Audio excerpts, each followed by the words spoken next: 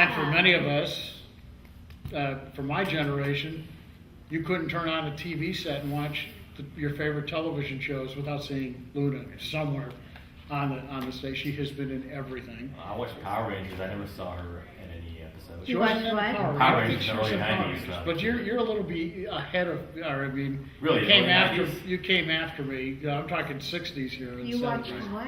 The Power Rangers. You know, bro, we used to run home from elementary school, you know, for the neighborhood and get home in time until 4 p.m. for Mighty Morphin Power Rangers to come on. Gosh, I Good missed days. that one. Darn it. Power miss anything. Rangers. There's still like what? I mean, 3 or 4 incarnations. Yeah, they're Rita, still of course, cranking the them main out. villain looked kind of like her. They started out as a Japanese series. Yeah. About a bunch of kids who get these special powers and fight evil. Sentai military. And they made it big in the United States, and now I think they're on maybe Wow. the 4th incarnation. But there's a lot of shows like that. It's a lot of fun, and they're real campy, like. Oh, The there's original a lot of one, Mighty shows Morphin like Power that now, Rangers. where they all have special powers. Yeah, it's almost as campy as the old Batman series was. I mean, they're a lot of fun. But anyway, we'll introduce you to Luna, and Well, if you don't know a lot about me, you really can't ask questions because you have to know about a person in order to know questions. So I need to know how much you know. How many of you are Star Trek?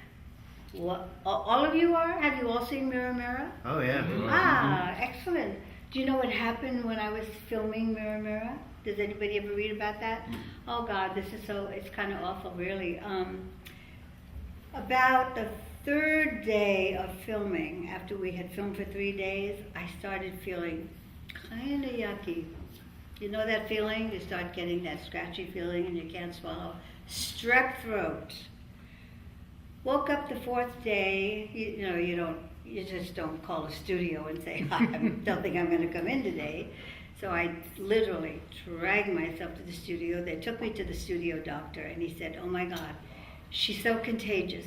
And of course the scene that we had left was in the cabin, the kissing scene. So they said, send her home, go on to another show. They also had a scheduling problem because George Takei was leaving to go to and film the Green Berets. Remember when George Takei did that? So in fact, I think there's a scene in Mirror Mirror where he's fencing and it isn't George. I think it's somebody else. Because of the delay, they had to use somebody else. At any rate, I went back. It seemed like a month later, but somebody said, no, I don't think so. I think it was just a couple of weeks. So I was on the set. Mr. Roddenberry came back to welcome me back, I guess. And while he was talking to me, I could see that something else was going on. You know how you talk to somebody and you know their wheels are turning? And he was looking at my wardrobe. And whatever the original costume was, which I can't remember, I was tiny, but I guess, when you get sick, you kind of lose weight. So he called the genius Bill Tice, who was the wardrobe person, came running down with a bikini and some material, the caftan in the captain's quarters. He just took me in a corner, put me in a bikini, draped the material around me, and that's what we ended up with. Roddenberry looked at it and he said, shoot it. That was great. That's the beautiful caftan. So then a lot of people said, well, do you think that they were thinking about bringing Marlena back because she crosses over at the end? And I said, well, if they had any ideas about bringing me back, I probably killed it because that probably cost them maybe not a great deal of money, but I imagine it was costly to have to go on to another show. So that's what happened to Marlena Moreau. that explains a lot, because a lot of us that grew up with that show wondered why you didn't come back. Well, I don't know if they ever had plans for her too, and I never dare ask, but that will remain a mystery, and Mr. Bixby is gone, so I don't know. But when they offered me the role of Marlena Moreau, I was a little bit baffled, because prior to that, I had done so many, I was the señorita in the 60s. There were so many Westerns, and I didn't even think I could talk straight because I was talking like this for such a long time, right? I was Carmelita and Anita and Chiquita and Conchita, and here came Marlena. And I thought, well, now this is very interesting. I had never seen Star Trek, and this is when I learned about the sci-fi world. There was no prejudice, right? I mean, you all know what sci-fi is about. I didn't. I really didn't until Star Trek. That was so interesting. And here was this beautiful black woman. Here was this Japanese guy, and here was this Russian, and I thought, boy, this is really different. There's something going on here. Guy with funny ears. So that certainly was an eye-opener. And then came along, and then Outer Limits. Again, I was hired as a Gabby. Gabby, who That's right, Gabby. was just spoke English. And Corey and Buck Rogers, well, she was a bird, but still. Hello, come in. We're just Gabby. Oh, it's Denise, everybody. Wonder Woman. I got a new name for you, Wonder Woman. Denise does everything. Yeah, and I got your A&Ws. Oh, wow. What? I got your Your A&W. A&W has arrived. You found me an A&W. I do not drink soft drinks, but occasionally when I want one, it has to be A&W root beer. A&W root beer, folks, you get that? So And- you found one? Oh, thank you. Where is it? You want me to go get it? Yes. I would love it. Oh my gosh, I may burp all the way through this talk, but Sorry, yeah. we'll fix it in Oh my post. gosh. Sorry? We'll fix it in post. Oh, we'll fix it in post, yes. Oh, burping is allowed. So, yeah, so that was it for Star Trek. Other than that, I think Bill Shatner is, oh, and I'll tell you the most important thing, because I know I like to get this out of the way, because it really is important, because I know it's always on everybody's mind. William Shatner is a good kisser. When I say good kisser, I mean, you know, in the 60s, really, I mean, you kind of pursed your lips a little Right. bit. I mean, today on film, I get embarrassed when I see people kissing. Don't you get a little embarrassed when you see all that open mouth and And the over sound effects. it's just kind of embarrassing. So when you say, you know, was he a good kisser? Yes, he has very nice, sweet, soft lips, and I just didn't understand why we had to do it so many times. I've always been a one-take person, and just kept. Who was the director? Do you remember? Mark Daniels. Oh, I love Mark Maybe he Daniels. just loved watching you kiss. No, Bill it was Shatner. Shatner. He kept saying, I don't know. We don't have to. Cut, do it again. You know, you said something about doing the Senorita so much leading up into Star Trek, but Jace. I think the thing that's so cool about your career is how many different ethnic roles you played early on in your career. And then you had to, I mean, you spoke a lot of different languages in some of those parts, didn't you? You know, people used to ask me what my favorite role was, and I never had an answer until last year. Isn't that crazy? Because I always thought that's kind of like saying who's your favorite kid, and I'm sure you've heard that before from other actors and actresses. But of course, my favorite role has to be my first role, which was Ghana DeBeck on Broadway in the musical South Pacific. Yeah. It has to be, right? Doesn't that make sense? I mean, that put me on the road to show business. I never thought of that before. What led you to the stage? I mean, to get started. Well, do you want the I mean, long you just version? didn't just wake up and, I don't know, whatever version you want to You get. don't wake up when you're 9 years old and say, I'm going to work. No, usually it happens when you're 6. But Well, that's true, not- I sponged off the family until I was 8 years old. And no, I'll tell you the long version, and I'll condense it as best I can. My mother was reading the newspaper. I was born in New York City. And she was reading the Daily News. And as my mother tells it, she couldn't sleep. She read the newspaper, she put it down 4 times. And on the 5th time, she saw an ad that said, "Children wanted for Rodgers and Hammerstein's Tales of the South Pacific." So she said she knew, you know how mothers are, of course. She knew that because she had to read it 5 times, that part was going to be mine. Now, when she said, we're going to an audition, I didn't know what that was, of course. So we got to the St. James Theater, and there were just thousands of children there. And I remember thinking, Mom, this is crazy. There's all these children here. Oh. And then it was kind of like a B movie. The doors open, and I kind of got rushed into the stage door, and Thank you, Denise. This is Denise, everybody, with my A&W. Yay! Oh, I don't need ice.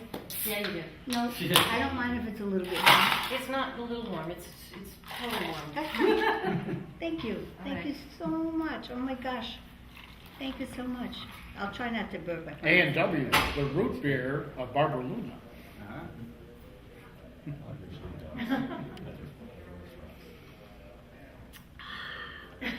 So good. So we're talking about South Pacific audition.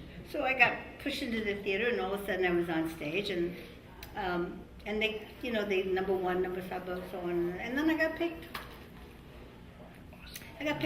And then when I started to outgrow my sarong in South Pacific, Dick Rogers said, "Don't worry, kid, you won't be out of work. We're doing a show called A King and I." Is this interesting, or should I go on to something else? Is No, it I mean, okay? this is what all led into the TV Yeah. stuff, right? How long were you on stage before the TV work started coming along? I grew up on Broadway, actually, Yeah. because in King and I, when I was one of the children and I started, again, to be too big to be one of the children, I had already learned the entire show. So I became the swing girl of the company. And I was doing all the dancers and singers, and I didn't do Mrs. Anna. I didn't do that. And then when the show was closing after 4 years, I was still in school, so I heard that they needed an understudy. Well, you asked me about language. This is how this all Yeah, began. because I thought that was sort of Because fascinating, that how many role was- different languages Yeah, you yeah, had yeah, to yeah. know early on, yeah. That role was in French. Mm-hmm. Dites-moi pourquoi, if any of you know that. And then in King and I was going, so I heard they needed an understudy in a show called Tea House of the August Moon. You know that show? Gotcha. David Wayne won the Tony for, I think Marlon Brando did the film, played Yes, yeah. Sakini in the film. Anyway, so I got the role of the understudy, and that was in Japanese.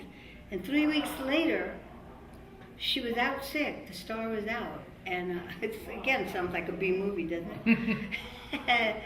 And so I went on, and she came back about 3 weeks later, and the stage manager said, "Go welcome back Mariko. She's back."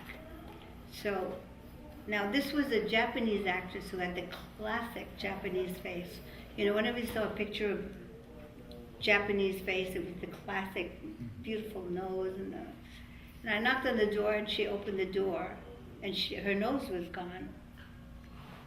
Her husband was her manager, and he thought maybe she should have a nose job. So I went out front, and I couldn't see her nose. But that was kind of odd. Anyway, so then they offered me the role to do the first national company, and so I did that, and I was 16 by now, and then we came to LA, and I saw Los Angeles, and I went, oh my goodness. So, and I really didn't move there to be an actress. I just wanted to move there to live, just to get out of New York. And that was actually my mother's intention, was to get me off the streets of New York, to just get working. And Dick Rogers sent me to dancing lessons and Yeah. singing lessons and drama lessons and diction lessons, and he said, "Listen, kid, I think you're going to be in showbiz." That was Richard Rogers. He was quite wonderful. So then when I was out there with Tears of the August Moon, Jane Mansfield's manager, a gentleman by the name of James Byron, approached me and he said, "If you ever think about coming to Hollywood," and I thought, yeah, right. I said, "Look me up," and all. And sure enough, I called him, and he took me to an agent, and they sent me out on an interview, and they handed me a script. Anybody here an actor or an actress? I know you are. I know. They handed me a script, and they said, "Okay, we'll have you read." And I really, even though I had theatrical background in theater, I wasn't sure I could do that. And I said, "You know what? I'm not going to do this. I'll come back."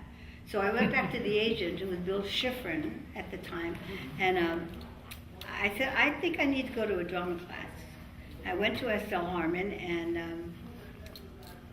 then they sent me out an interview again, and then from that moment on, that's when my career started. But because of my ethnicity, and I really hit it at the right time, when you talked about all these languages and parts, It was because of my look and the black hair that at the time, before everybody stood up for themselves, before the Spanish said when Nosotros was formed, and but really they were not.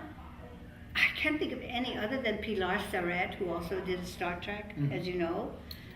There were no Hispanic actresses until France Nguyen came along, till Nancy Kwan came along. I was it. Yeah. Because you really could not really pin down my look, and it just at that time I could play anything, and I did.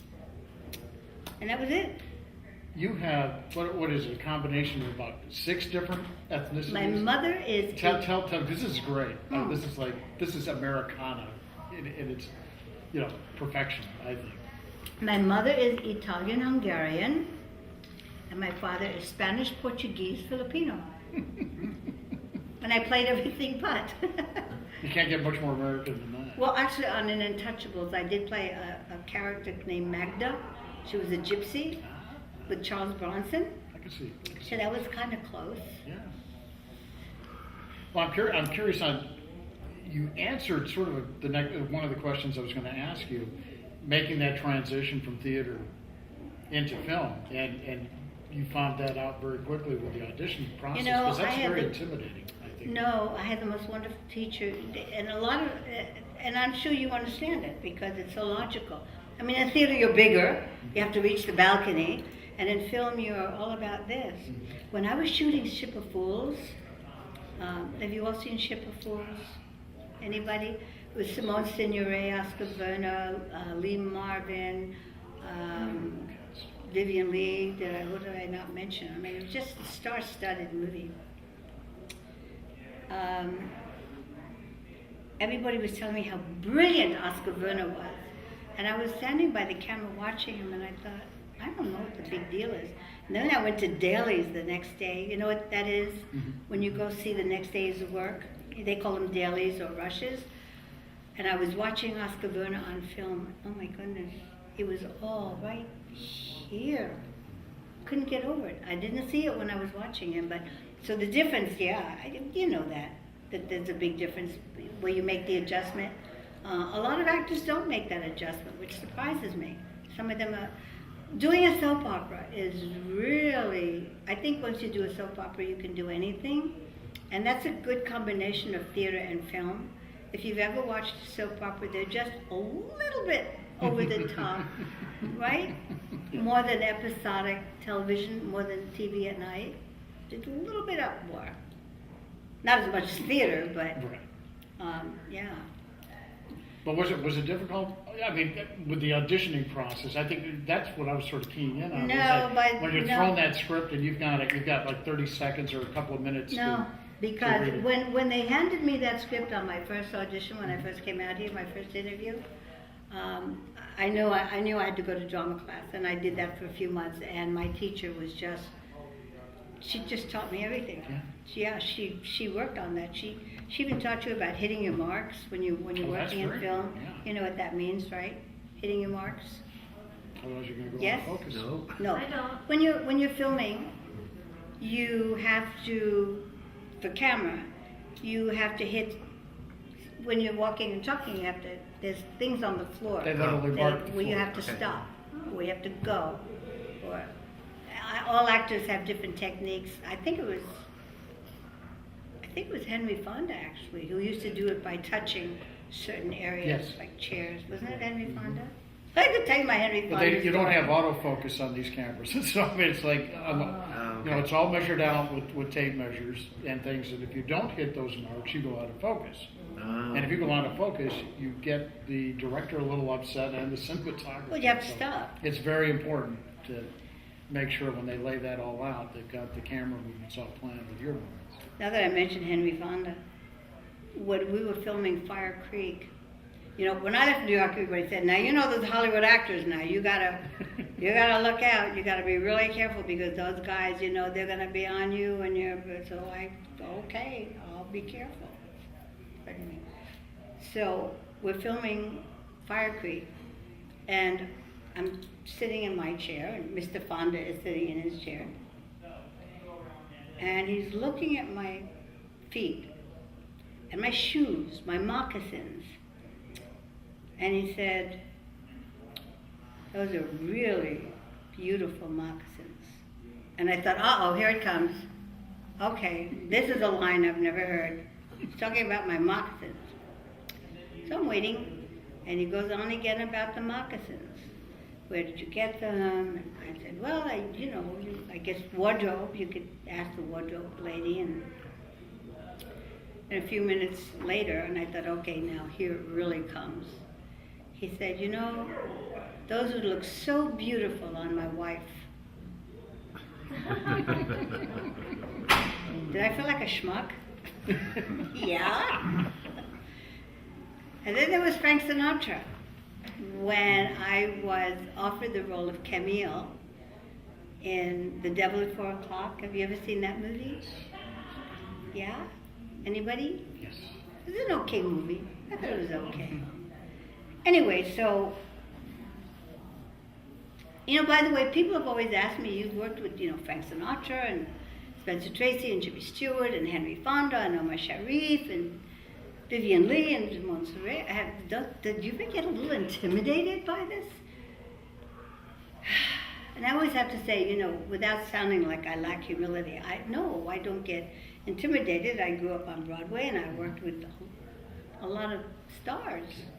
So eager and anxious, yeah, and just figure I've been offered the job, so I've got to, come up and be challenged and do my best. So on the plane to Hawaii, where we filmed The Devil at 4 O'Clock, they were already, Mr. Sinatra, Spencer Tracy was not there, but the director, Mervyn LeRoy, and some of the cast members. And I got off the plane, and on the plane, I was a little bit anxious, and I wasn't really terribly hungry, and I was still looking at my script. But by the time I got to Hawaii, and they were at the restaurant, I was hungry. So Mr. Sinatra was in the middle of telling a story. And I sat down. I didn't want to be rude after all. And the waiter came over and he wanted to take my order. And he said, chicken egg drop soup. And I said, oh yeah, that's fine. I really would rather have had wonton soup, but chicken soup was fine. So Mr. Sinatra was still talking, and the waiter put the soup down. And now I'm really hungry, and I take a sip, and it goes right into my windpipe, and I do that. And I look at Sinatra, and he is wearing. Oh my goodness. I thought, okay, I'm on the next plane, I'm out of here. But I lived to tell it. He was very sweet about it. He just sort of wiped it away with his napkin and kept on talking. Didn't mind. No parts of animals found in your bed. Are you texting or are you recording? I was just moving around. What are you doing? I was just moving around in solitary What? while I listened. What were you doing? What is that? Solitaire. It's the only Oh, it's card not game I outcoach. know. What is it? How much fun is that? It's a card game. It's A the only card game? I know. Oh my God, goodbye. No. I'm here with the movie idol. You mean you're a drag-along? Yes. Oh, I'm sorry. Why do you drag her along to these things? It was in the contract. We're married. Oh, I see. Oh.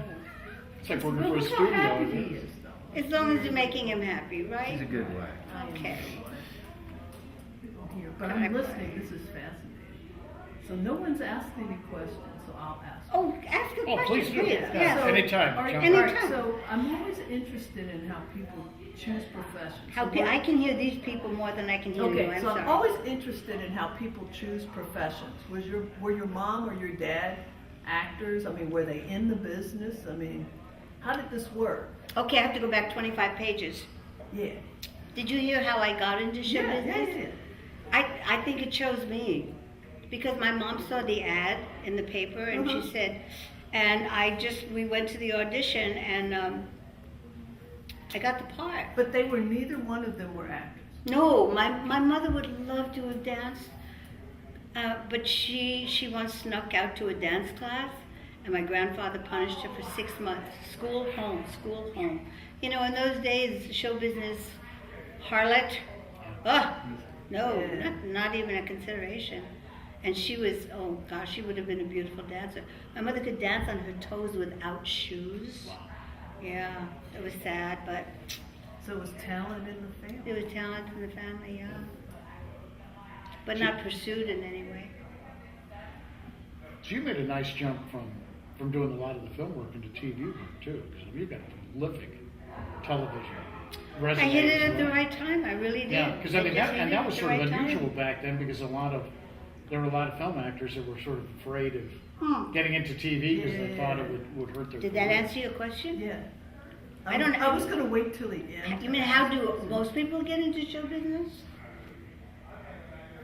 It seems like that would be the most difficult thing for someone to do if their family isn't already in it. That's Tell me why- what's easy. Oh, there's lots of professions that are easy What's to easy? get into if your family. With their success, what is easy? Oh, with the success, no, all of them are. I don't know anything that's easy. I mean, becoming a doctor, a lawyer, I don't know what's easy. That's not that It's not hard? No. Boy, I think that's harder. hard. That's not that hard. The work that goes in, all that information to become a doctor or a Yeah, lawyer. but it's all regimented. You know, you show up, you get a. Oh, you mean to get the job? Yeah, you just keep showing up. That's easy. It- Something like this, Okay, though, the you almost most have to make it happen. important ingredient, when kids ask me about show business, I always say, how determined are you? That's it. It's out there for anybody. You can have all the talent in the world, but if you don't have the determination, some people just know how to get what they want. Some people don't. Yeah, but it's more than that. You can be a lousy doctor and still be a doctor. You can't be a lousy actor and You still won't be a an lousy actor. doctor for long, will you? Oh, sure. You There's will? a doctor shortage. Because you won't be a lousy actor for long. That's the thing. That's what I'm saying. There's some professions where you just really can't be mediocre and survive. And so that's why I asked that question about if your family were actors. It's fascinating that you aspire or you reach such heights of success in a profession that is so difficult to do.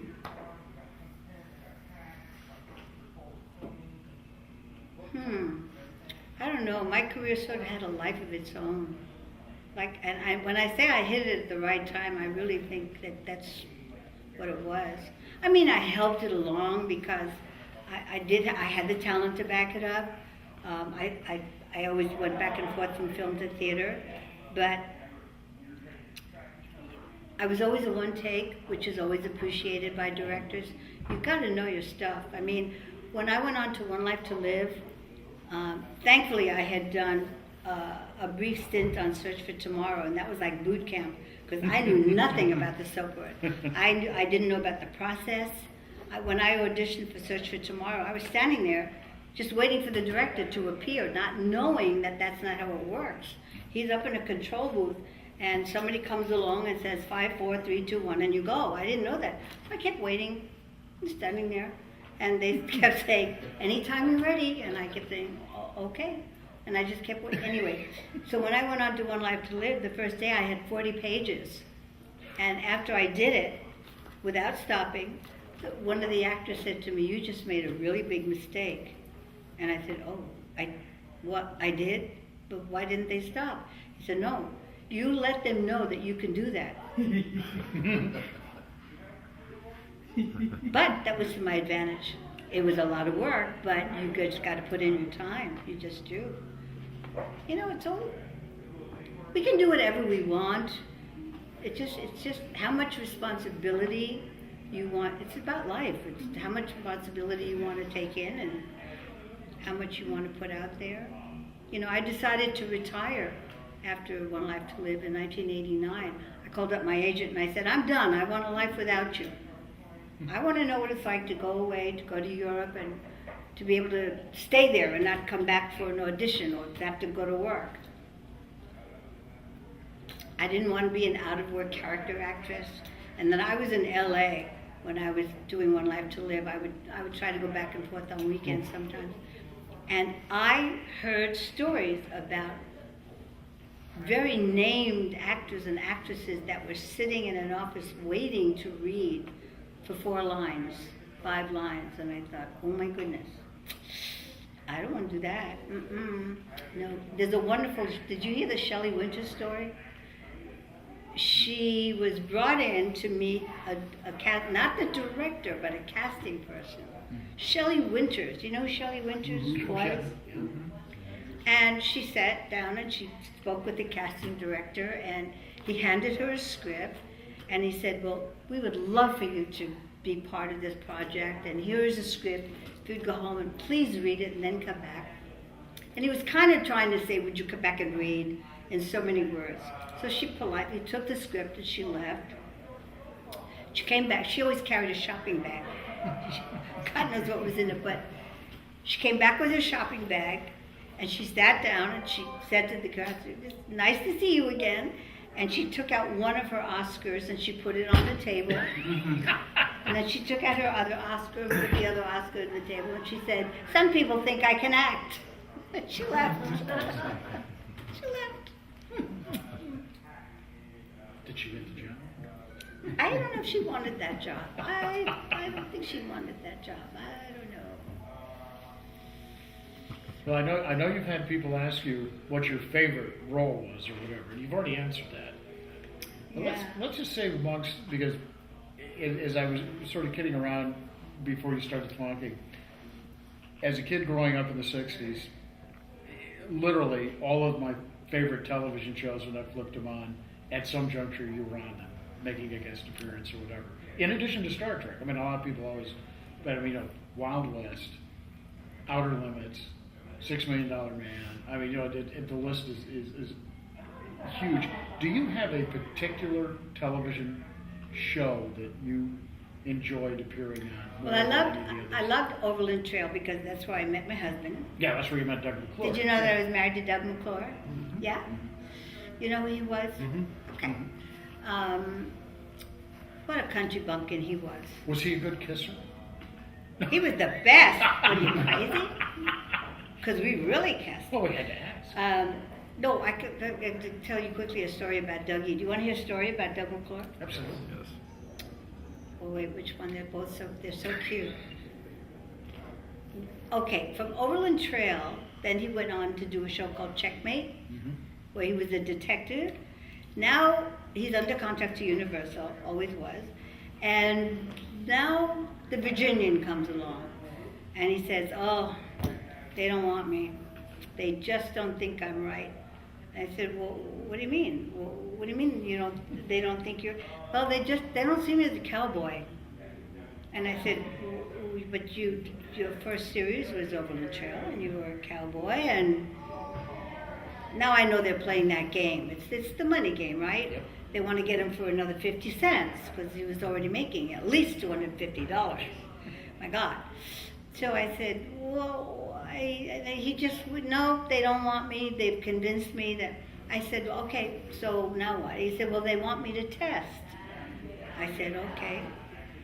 If they want you to test, then you'll have to test. I said, by the way, who else is testing? How many guys are testing? Anybody? Who's testing? He said, no one. Was he a country bumpkin? Then he was doing this movie, a submarine movie. It was called Enemy Below. I think it was Enemy Below. And there's a scene where they're doing a panning shot. Now you know what that is, right?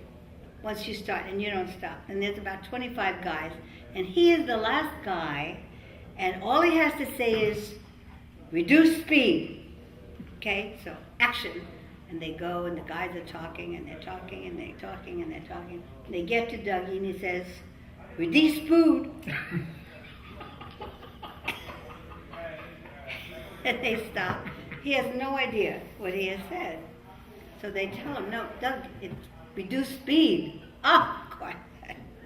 74 times. Oh. They were taking bets. Find out. Imagine.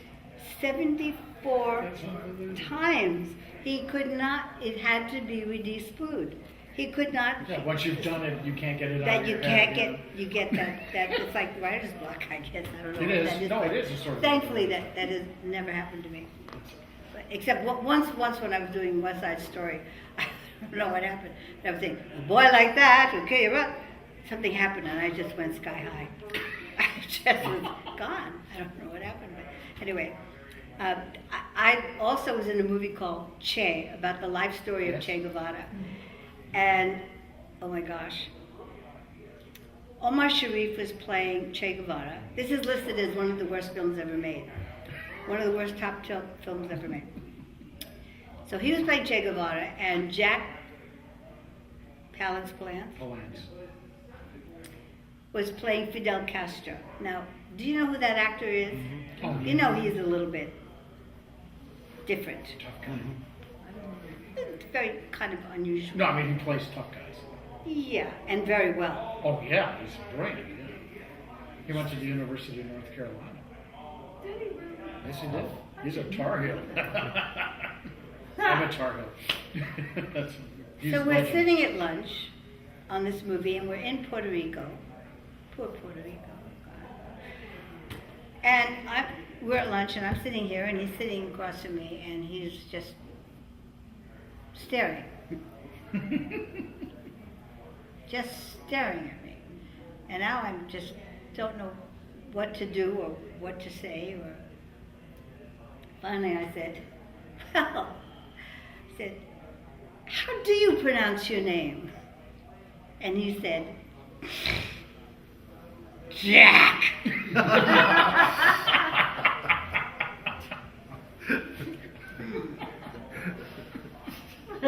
Oh, I see. What do you say after that? Oh. Thank you. Thank you. I didn't know. Oh dear. I just, So that, I guess, Omar Sharif he wanted to throw Omar Sharif. He literally yeah. picked him up. He wanted to throw, they were shooting on a mountain. He wanted to throw him. He picked Omar Sharif up and he wanted to throw him off the mountain.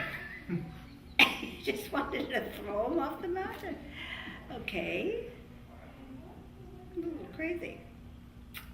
Oh, this is Questions? the- this is the guy Questions? that You must did- have questions. He did one-handed push-ups at the Academy On the Award show. Oscars, yes, he did. I remember seeing that. Anybody questions? What was your least favorite role? My least favorite role. I don't think I have one. I really don't think I have one. I will say though, I did see myself on A Man from U.N.C.L.E. And I wasn't very pleased when I was watching myself, which is really hard to do. You ever watch yourself on film? Home film, anything? No? That's right. It's hard to do, isn't it? When I first started, well, but that's because we don't know how to watch. It's super I used quick. to just watch myself, and that's not how you watch. You shouldn't watch yourself. You should just watch, like if you were watching a movie of other people. You just watch what's going on, and you don't watch and say, "Oh God, there's a pimple on my, my mouth is crooked." And I did have a pimple problem though on The Devil at 4 o'clock, but what? What did you ask me?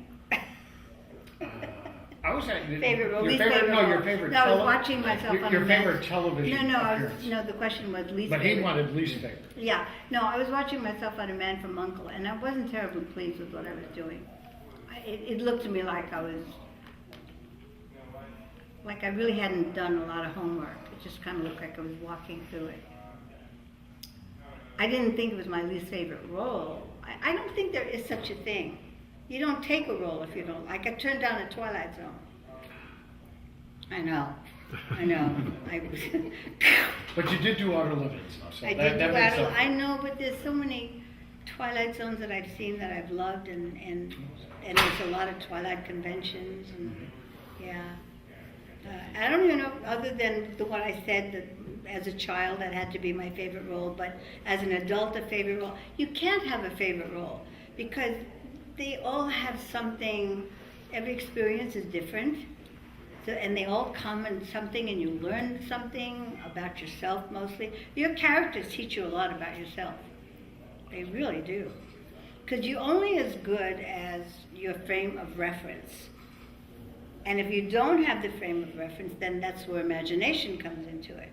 You have to be able to somehow find a character. There was a B movie called, well, they used to call them B movies. Now it's a cult movie called The Concrete Jungle. and I played. Did you see? You actually saw Yes. it? That was Oh my actually God. I think that was on TV last night. Yeah, it was on recently, yeah. It was It's on awesome. it was on It television? was on television, like either No. last night or the night before last. No way. Yeah. On what channel? I think it was on Turner Classic. Yeah, that's what it was. Pretty sure Turner on Turner Classic Classics? Movies. Yeah. TC. Wait, you're not confusing it. Are you talking about the Concrete The Jungle? Concrete Jungle. No, it's a No. classic. Yes, that movie you did. Yes. I'm in shock. I thought Turner this Turner movie was Classic dead. Movies. The network runs that one quite a bit. It gets a lot of airplay. Concrete Jungle. Concrete Jungle. I've yes. never received one residual for that. Well, it may be beyond the point of. No. Concrete Jungle actually showed. It's like what, 50 years ago? You know how I got interested in soaps? You know Tracy Bregman in Concrete Jungle? Now you're not thinking of the Asphalt Jungle, right? No, not Asphalt. No, Concrete. Okay, No, the one in Concrete the Jungle. prison. Yeah. I played No, Cat, just- Queen Bee. yes. That was really a fun role. But I learned a lot about myself doing that movie. Tracy Bregman, who has been on soaps all of her life, who's now on The Young and the Restless. Do you watch YNR? I used to. Used to. Do you know who Tracy Bregman is? She No. played, I think her character name was Lauren. Yes. Lauren. Yeah. Anyway, when we were doing Concrete Jungle, when we were beginning, you know, before you start a film, you have a table reading. The actors sit around and you just kind of go through the script, right? The day before, the gal who was to play Tracy's, that role, Cherry, the girl who was going to play it said, I don't want to do it. I don't feel like doing it. And the director said, you don't feel like it? So she got fired. So we had to quickly replace her. And we were looking through the players directory. You know what that is? It's a book with actors and actresses in it. So we brought in Tracy Bregman. And I knew the name sounded familiar. I think I know her mom and her dad. Her mom was Suzanne Lloyd. God, you know everything. She's in Crackers. You guys know everything. Anyway, yeah, because her mom did a lot of Zorros. And her dad, Buddy Bregman, he was like the genius boy at MGM. Yeah. At 20, I think he had the music department. Anyway, Tracy Bregman came in and she picked up the script to look at it. We were going to read together, cold read. You know what that is? And she looked at it for not even 10 seconds and she said, okay. And I said, what do you mean, okay? She said, I'm ready. And I said, oh, okay. That's how I got interested in soap opera. 10 seconds. She had it. She had all, and it was like 3 pages of dialogue. So that this is a funny story. This is a funny story. When I called my agent and I said, I'm done, I'm done, I'm retiring, I said, just get me one job that's going to get me a vacation. 2 days later, he called me back and he said, what about Australia? I said, yeah. So I've got my script, I know everything, I get there, and they had changed the script a lot, which was okay, but it was raining, and when it rains, there's something called a cover set. It's like what's Right. Plan B, and I was the cover set. So they very gently came over to me and they said, now this is, mind you, I've just come off with soap, doing 40 pages a day. The director said, I'm so sorry, but it's going to rain and you're the cover set, and we're going to have to. Usually we like, when the actors come over, we like to give them a couple of days to adjust, but we have to shoot your scenes. And I said, okay. He said, but we have to give you 2 pages. And I said, oh, really? Okay. I had such a private joke. 2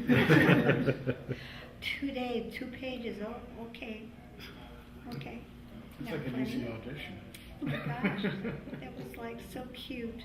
It's fun. It was so cute. Anyway, no, least favorite role, no, I don't know. If there was one, I didn't know it. Did you ever get personally attached to any of the TV shows that you made appearances on? Like, do you have a favorite television show from that time period that? To watch, you mean? Yeah, yeah. I mean, That I was not in? or that you were in. But I mean, yeah, either one. You know, one that when you got the word, yeah, you're going to be appearing on this show, like, yes, oh, I love that show. But yeah, the ones that you like to watch as well. I didn't watch that much TV, really. I don't know if.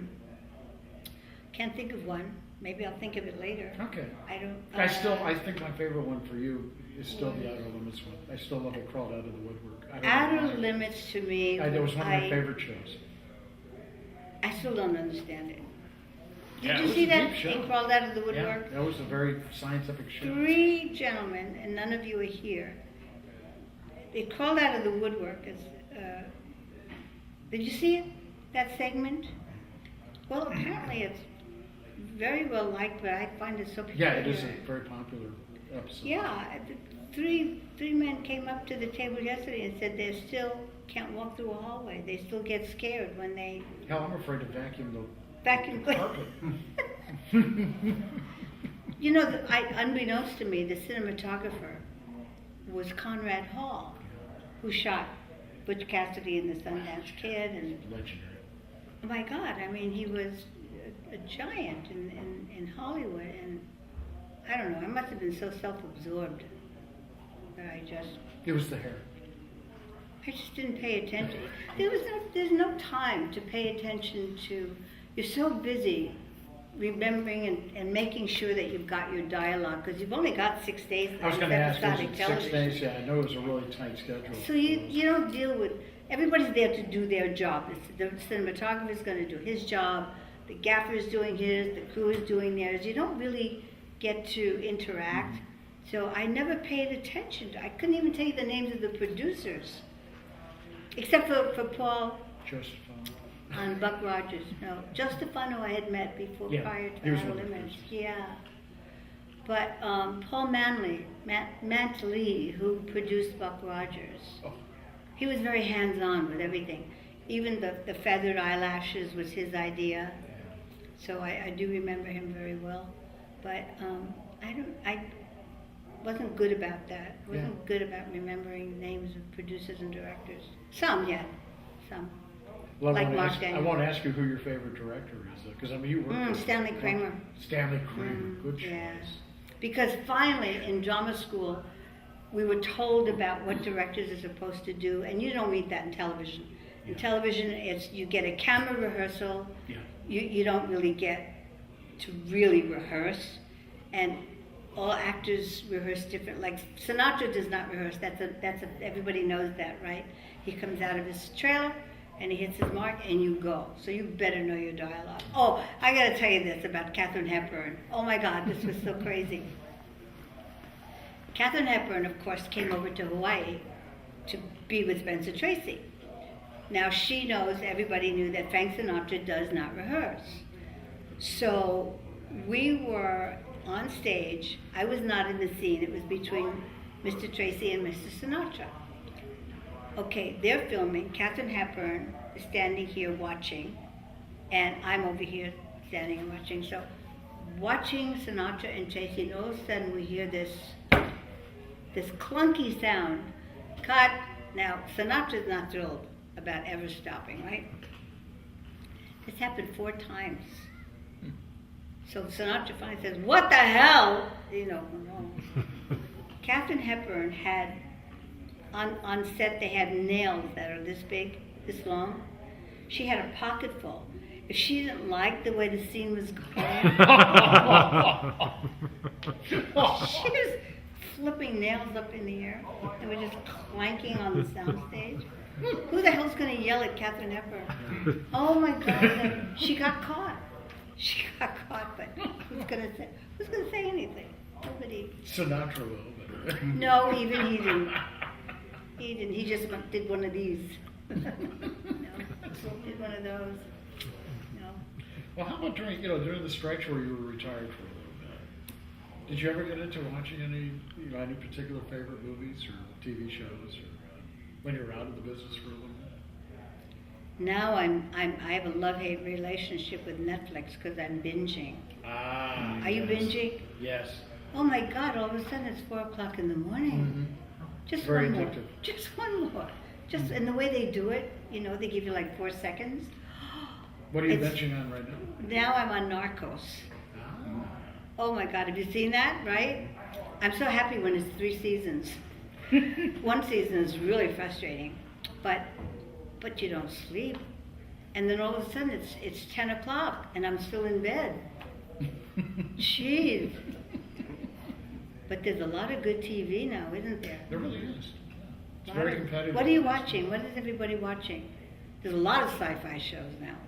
Stan Lee has got to be raking it I was in. gonna say, a lot of comic book shows. For Oh. comic book geeks, It's great. this is like the golden age. And they're all. And now I'm seeing trailers for more.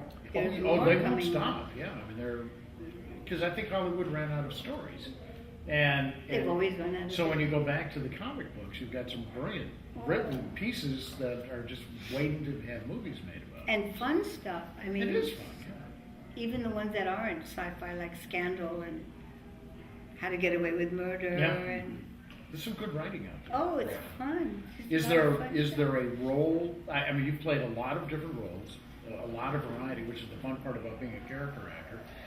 Is there one out there that Luna wants to play that hasn't had a The chance? only thing, and I think I may have mentioned it, is that when I did retire, I hit every genre except horror.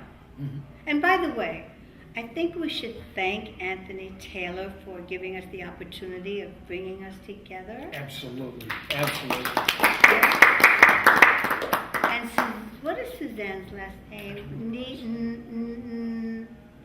You know Suzanne? I think she's Yeah. his partner. I don't know her last name. though. Co-chair I just or something I like only that. always known her as Suzanne. Anyway, well, when they invited me to Monsterama, I thought, ooh, this is really interesting. I'm not a scream queen.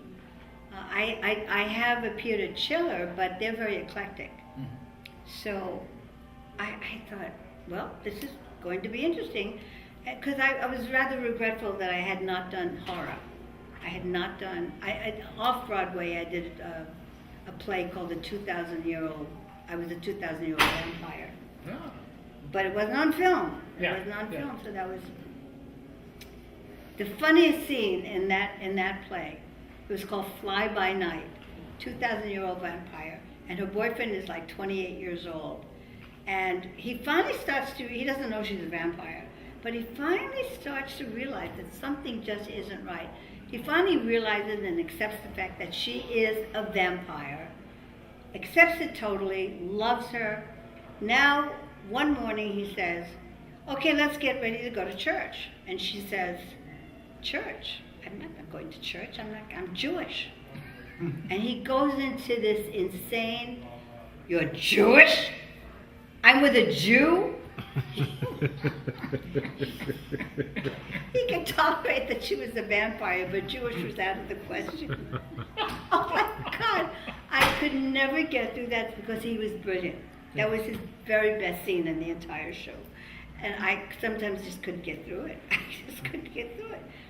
2 times filming, anything I knew about that you learn in drama school about concentration so nothing distracts you, 2 times I lost it. One was with Dennis Weaver doing Gunsmoke.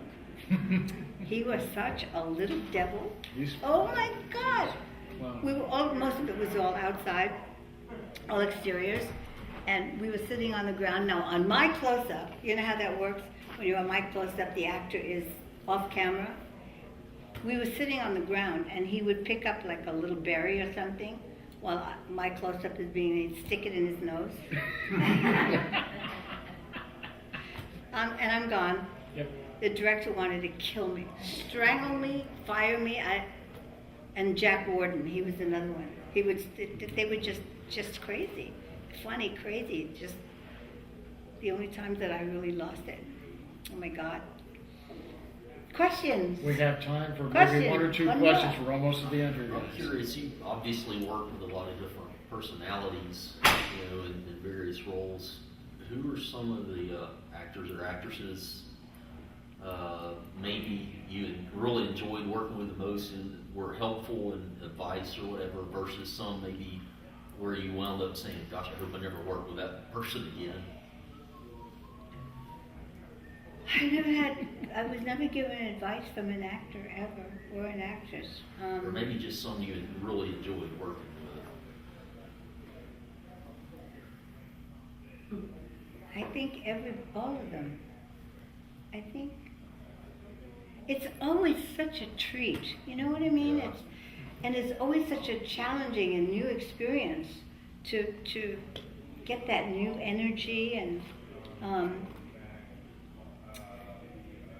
when I worked with Jack Lord on Hawaii Five-0 the first time, we got along okay. But we were, and I'd heard that he had an odd reputation. We were rehearsing the first day, and we were on set, and you know, the crew stands around, and some actors always know their lines, and I don't know how some of them do it when they're week to week and every day and practically in every shot. So we were rehearsing, and he stopped, and he said to one of the guys, "Could you move over? You're in my." Now this happened 4 times. So yes, he was a bit egomaniacal. On the other hand, he kept that show going for 13 or 14 years. I mean, it was all him. But around the 4th or 5th time, when it could have been an excuse, or he just didn't want to admit that he forgot a line. He said, "Okay," and he got mad at something. He blamed something, and one of the guys in the crew, under his breath, said, "Oh God, what a chicken shit." And Jack Lord went right for his throat. Literally went for his throat, and he had him over the balcony. Whoa. That was a little bit scary. That guy was on a plane the next day and fired. Gone. I'd never seen that before. I never saw that behavior. I saw Richard Boone chase me around and around and around. My call was probably at 6 o'clock in the morning, and we were there till 6 o'clock in the morning. My overtime check was more than my base salary. Wow. Because he liked to drink a little bit. And we were in a barn, and they were trying to get this last shot, and he just kept chasing me, and I kept trying to run away from him, and I was jumping over bales of hay. I don't know what he wanted. After the entire crew was there, I don't know why he was chasing me, but he was staggering and falling down. Oh my goodness, it was so silly. But you can't dislike somebody for that. It was just funny. No advice, and no. Can't say that I ever had a problem with anybody. One time I had I mean, every actor rehearses differently, and one time I had a line, and then the actor was supposed to say, no, he was supposed to laugh, and I was supposed to say, well, why is that so funny? And we were rehearsing, and he never laughed. So I said, oh, are you not going to laugh? Because if you're not going to laugh, then maybe we should just change the line. And he said, well, Jesus, this is only a rehearsal. So I said, oh. So sometimes you're faced with somebody who rehearses differently, but you can't dislike somebody for that. I know, I hear, there's no time to have arguments, or there just isn't. You're so busy just trying to do your job. I don't know, did you ever have an argument with an actor or an actress? Yeah. A I real can argument? think of one time. It was on Oh, very no, I intense just thought of one. Yeah. It was on what they call a guerrilla film. You know, it was like an indie, down and dirty. You know. Oh, really knocked out? Oh, no. Yeah, Oh, knock it wow. out. Ooh, you mean fisticuffs? Oh, my God. Oh no, I'm talking about the film they called a guerrilla film, because it's not a union film. It's like it's an independent film, and you only have about like a week to 10 days to shoot it, so it's very intense, and you're getting a lot of material done every day. Tempers get high, and you get fatigued, and sometimes you can snap a little. When we were filming Concrete Jungle, Jill St. John thought that she she just wanted one more scene because she was a little short and scene-wise, comparatively speaking, compared to, I guess, to what I was doing. So she wanted one more scene, so they wrote another scene. And in the scene, she's supposed to slap Kat. And I said, well, okay, but I think because of the character of Kat, I think she'll probably slap her back. Yeah, I think so. Did you see Concrete Jungle? Yeah, but it's been a long time. Kat is the queen bee of the prison. Oh, yeah, you don't. And stop Jill that. St. John is the warden. Yeah. And Kat absolutely controls the prison. I mean, she gets whatever she wants. She even kills somebody by giving her a needle, you know, and then says, "Oh, I'm so hungry." It's my favorite line in the whole movie. So they wrote the scene, and I said, well, okay, but I think if she's going to slap Kat, Kat's going to slap you back. And Jill said, oh, no. So we didn't agree on that.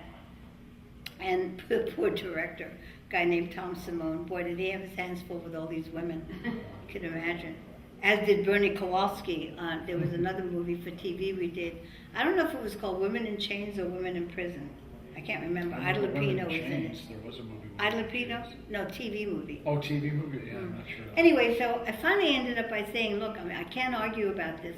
Let's just film it both ways. You know how you do sometimes? Mhm. If you can't decide on something, you do it both ways.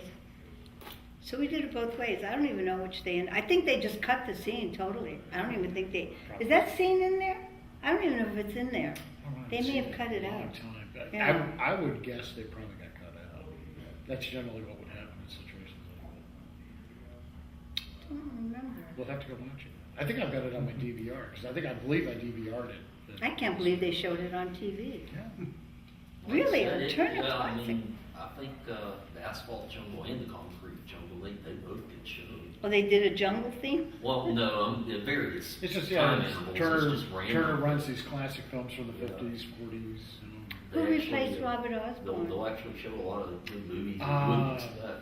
There's the guy, his father was, it's a young guy. Michaelwitz? Yeah, thank you. Joseph. Michaelwitz. Mankiewicz. His father was the Mankiewicz. Not Tom? No, Tom Mankiewicz passed away. Yeah, no, but that was his father, I believe. This guy.